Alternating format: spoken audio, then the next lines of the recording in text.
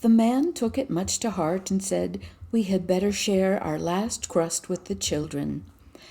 When the old people went to sleep, Hansel again got up, meaning to go out and get some more pebbles, but the woman had locked the door and he couldn't get out.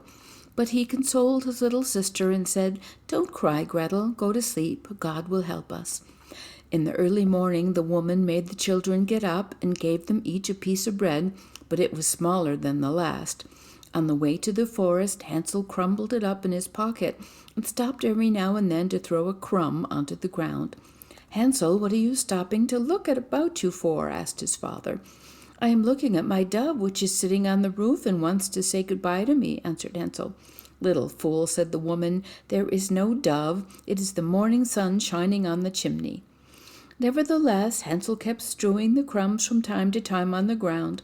The woman led the children far into the forest, where they had never been in their lives before.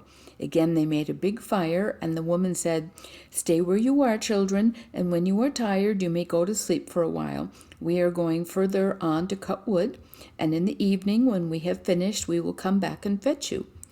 At dinner time Gretel shared her bread with Hansel, for he had crumbled his upon the road. Then they went to sleep, and the evening passed, and no one came to fetch the poor children. It was quite dark when they woke up, and Hansel cheered his little sister. He said, "Wait a bit, Gretel, till the moon rises, and then we can see the breadcrumbs which I scattered to show us the way home."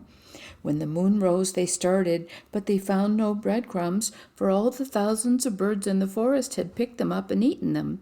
Hansel said to Gretel, "We shall soon find the way," but they could not find it. They walked the whole night and all the next day from morning till night, but they could not get out of the wood. When they woke in the morning, it was the third day since they had left their father's cottage. They started to walk again, but they only got deeper and deeper into the wood, and if no help came, they must perish.